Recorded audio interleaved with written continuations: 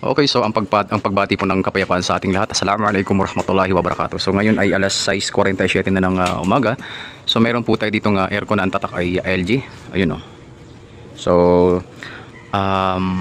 ang problema ho nito ay hindi ho nasiyahan ang ating minamahal na customer sa naging output ng installation ng kababayan nating service center, no? At napagdesisyon na ng ating minamahal na customer na ipabago yung installation, no? Kasi nga ho itong compressor na to ay tumatama ho sa ano ng ating kapitbahay, no. Medyo bawas-bawasan muna natin yung ating boses kasi nga ho tulog pa yung mga kapitbahay, maaga ho tayo. So ang gusto kasi ng minamahal na customer, pagka ganito katataas, dapat talaga may service area. Kasi maging kung halimbawa yung ating minamahal na customer gusto niyang umakyat sa aircon, magtingin-tingin, so at least may service area po tayo na nakaabang. So alhamdulillah, nag-produce tayo ng service area. Yan, no? Ito yung special bracket na kailangan ho nating i-install maya-maya. Kasi pagka mga overhead po talaga, so dapat nilalatag ho natin sa ating mga minamahal na customer na sir, since na overhead po yan, medyo may kataasan.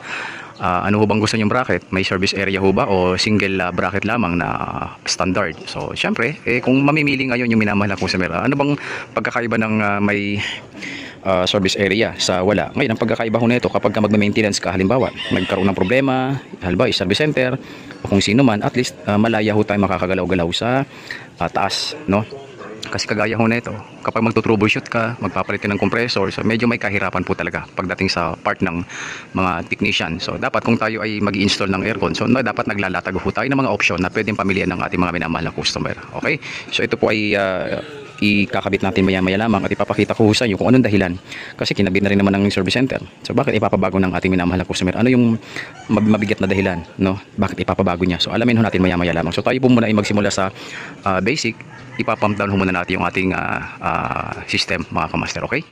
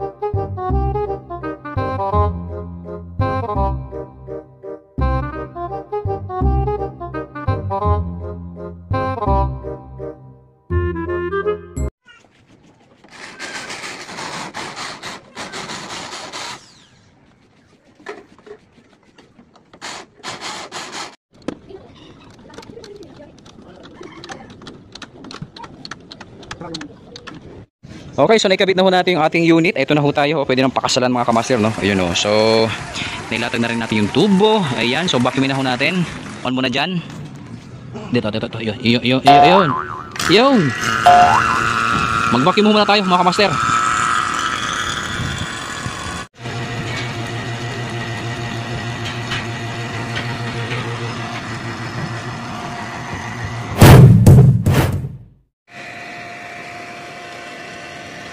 Okay, so habang nagva-vacuum ho tayo, no, ituturo ko ho sa inyo yung mga bagay na kung bakit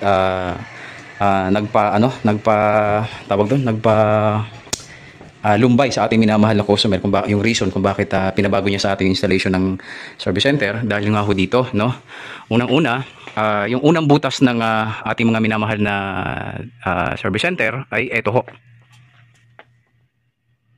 Sir, may upuan ka dyan? Kukuha po tayo ng upuan para mas makikita nyo, no? Kasi dismayado ho kasi si sir. Dismayado po si sir, no, sa nangyari. Ito po. Oh no! So ito ho yung unang butas no, ng ating mga kababayan.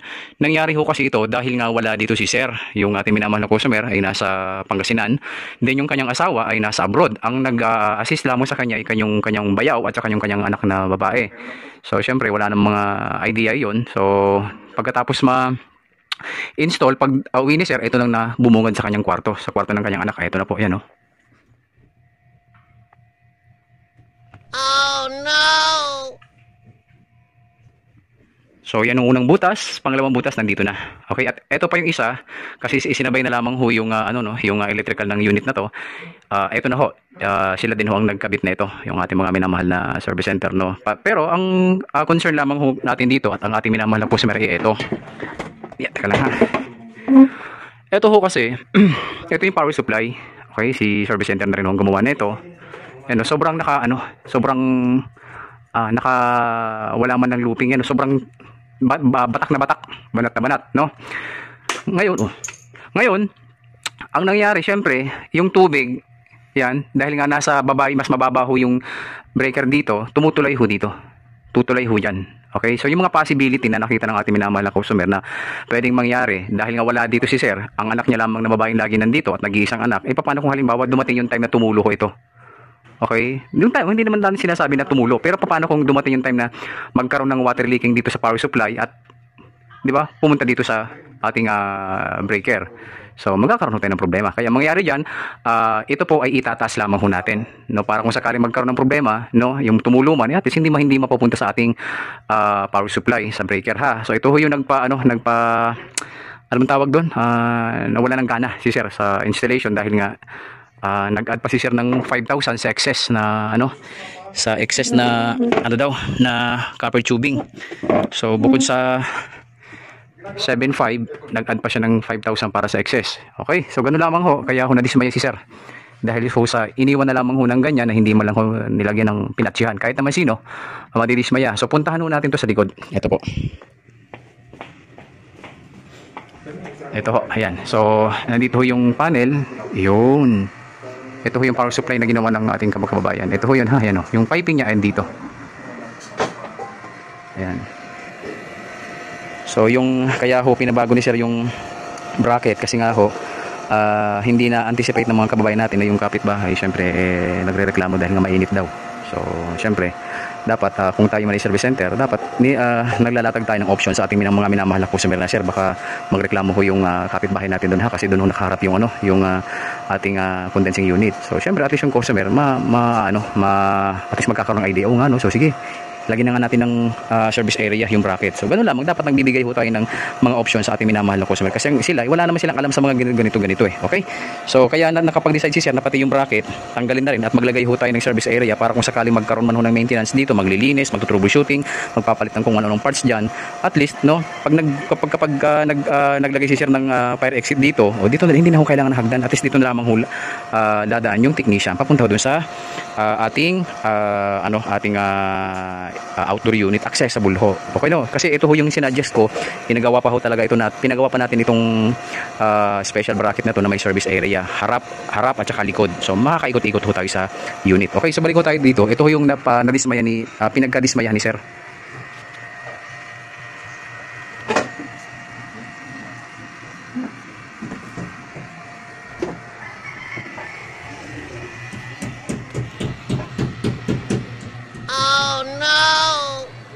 So syempre dahil hindi nga ho nakita ni Sir yung actual na installation dahil wala ho si Sir, nasa trabaho. Nung pag-uwi ni Sir galing Pangasinan, ito ang bumungad sa kanya.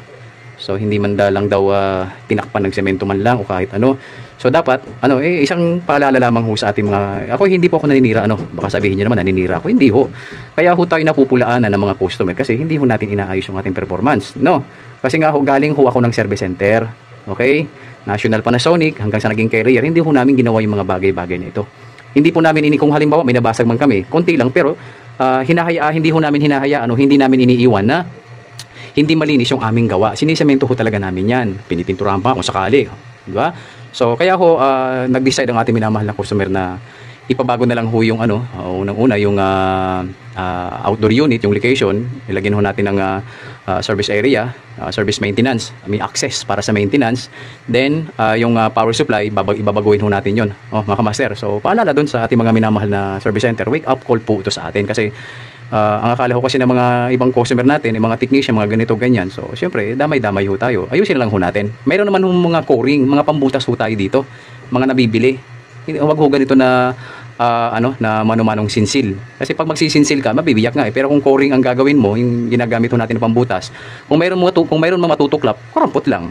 Diba? Pero at least yung butas talaga, swabing-swabe. Yung kagaya ho nito, nagkamali ho sa unang butas, hinayaan na lang na gano'n. Siyempre, kung bahay mo, kung bahay mo, kung halimbawa bahay mo, gawin to. O ba't ganyan? Ba't may butas dyan hindi mo lang tinakpan? No? Tingin natin, matutuwa ba tayo? Hindi, siyempre. So, yun dan. Nadismaya ko talaga si Sir sa ginawa ng service center. Kaya nga ho, sa service center siya lumapit. Kasi nga ho, nagtiwala ho siya. Pero iiwan ho natin ganito ang bahay ng ating minamahal na customer. Siyempre, kahit naman sino madidismaya.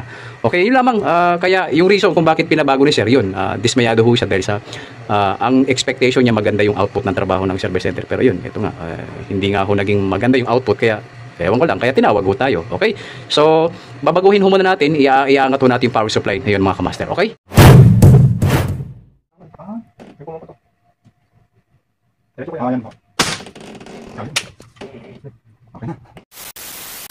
Okay, so natapos na ho tayong ayusin yung circuit breaker ng indoor unit. So pinandar ho natin siya ng alas 10:50 isize ng umaga. So tayo po muna ay mag-observe. Yan.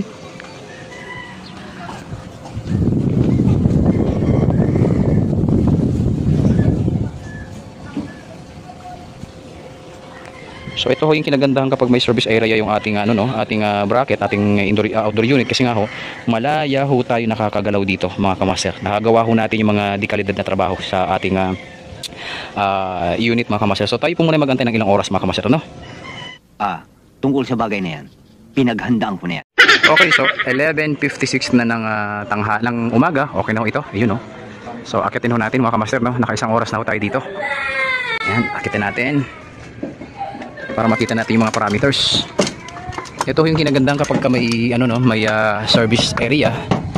Yan, talagang nadadali ho natin yung tingnan natin dito.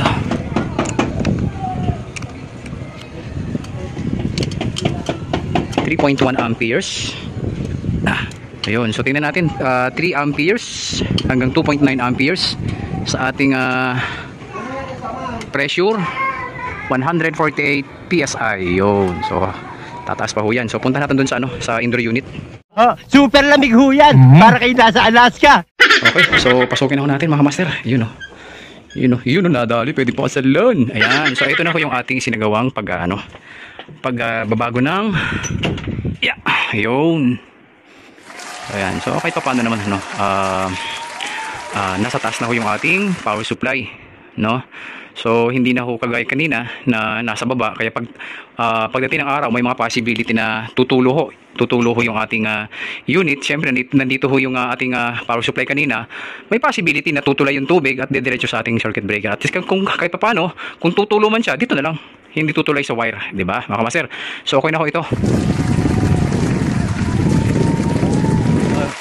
Kaya ho pinabago ni Sir yung mga lokasyon ng kagaya nito. Kasi nga ho, dismayado si Sir sa ating performance dun sa mga kababayan natin technician na service center. Na wag naman ho sana natin na iiwan kung nagkamali man ho tayo sa unang butas, kagaya ho nito. Sana ho pala, tinakpan na lang ho natin. 10 piso lang naman ho yung yung semento, yung purong semento, 10 piso lang naman. Hindi yung kagaya nito na nung inabutan ni Sir ganyan na. So wala talaga matutuwa, no. So ang ginagawa naman natin dito itong tinaso natin yung circuit breaker, at the same time yung yung kanyang tawag dito, yung kanyang outdoor unit. Yan, baba tayo ulit. Yun. So at least mga kamaster, no, nagbigay tayo ng isang magandang output na naman ng trabaho natin.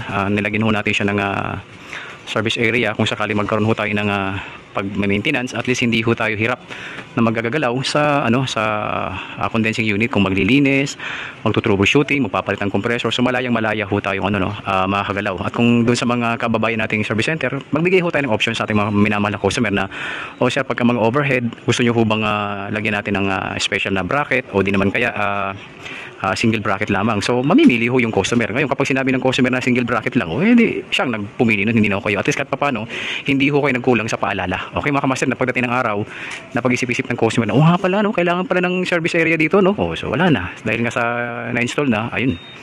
Ayan, okay na ho ito mga kamaster, no? Maraming salamat po sa inyong lahat at magandang hapon po.